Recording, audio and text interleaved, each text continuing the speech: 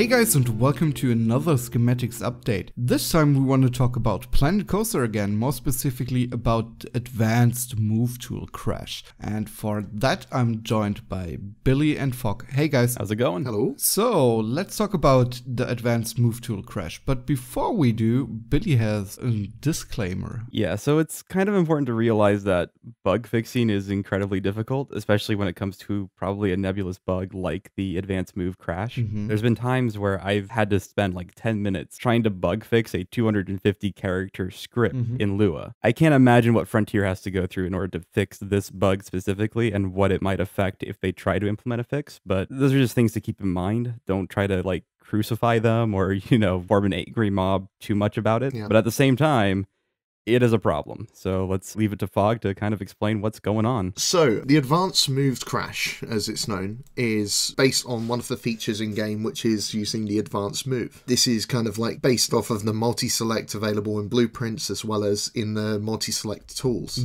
The problem that people have been having is they've been selecting a lot of items and then going to move them and then the game crashes. So unfortunately this is causing people to lose work since the last autosave or the last manual save.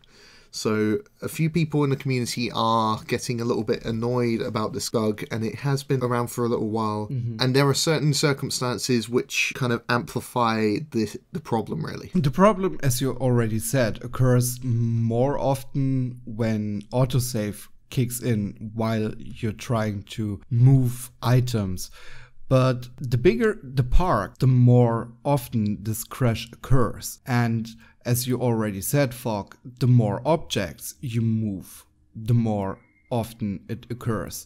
So it seems like a memory leak issue, because we found out, and other creators found out as well, that the RAM usage spikes heavily, which is obviously limited by the RAM available in your machine. It uses up to 100%, even with like 16 gigabytes of RAM. So it helps a little bit when you use virtual RAM on your SSD preferable, but also on your HDD. That Rudy, who had massive issues in his bigger parks with it, found out and made a video about, and we will link it in the description. So something to keep in mind with the virtual memory is that the faster your drive is, the better performance you'll have. And by better performance, I mean just getting closer to parity of like normal RAM modules, because the speed of your DIMM slots in your computer is a lot faster than PCI. It's a lot faster than, SATA. So keep that in mind. Don't use it on a very slow drive, because you might find even worse performance or worse stability than you used to have. This doesn't solve the issue. No, it sadly doesn't. And Frontier pushed a fix recently where they said that billboards were more or less the cause, or they kind of pointed that, hey, we fixed an issue with billboards that might improve the stability of the advanced move tools, and it really didn't really do much.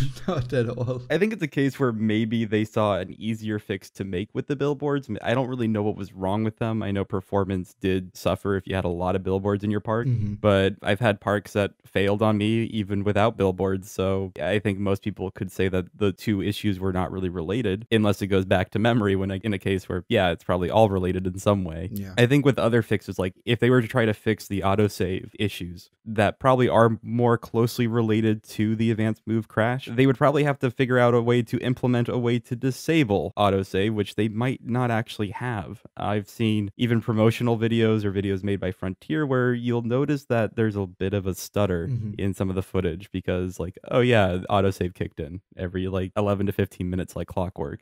Similar to billboards, I've had certain projects that I've been working on lately where I've been trying to make some kind of pillar or pylon out of signs. These are the signs that have editable text on. And I found that copying those, even though it was just a few items, that actually caused crashes in that situation. So it might be something down to the amount of variables or the amount of kind of code that a certain object has. And then if you were to copy maybe, let's say 10, 15, 20, 200 or however many, then you might start to be able to work out which objects are the most problem based. It's not the pipe, is it?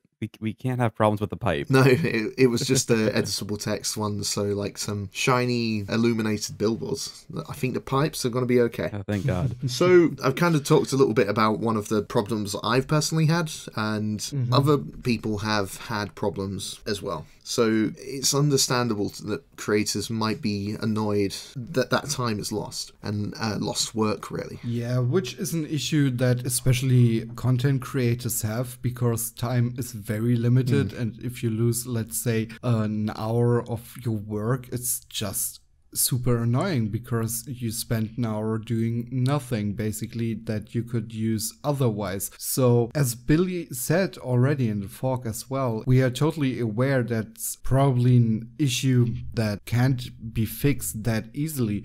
But I think it's time to ask for a fix, because Frontier is aware of the issue, or at least we posted the issue on the forum and the lady posted it on the forum, and a lot of other people stepped up and voiced the issue. But it's still not fixed, but it's kind of time, because the more often it happens to you personally, the more you're annoyed and the more you don't want to play the game. And I think it's totally not in Frontier's interest to lose people playing the game that otherwise love playing the game. Yeah, this isn't really a niche issue. It's not an issue of like, oh, casuals versus hardcore. It affects everybody. It's always demoralizing to lose all of your work like that. And while Frontier, I imagine there's been meetings where it's like, is it going to be worth the resources trying to fix this bug? It's game breaking. By definition, it is game breaking. So yeah, it is worth it, even if it's a lot of work. I think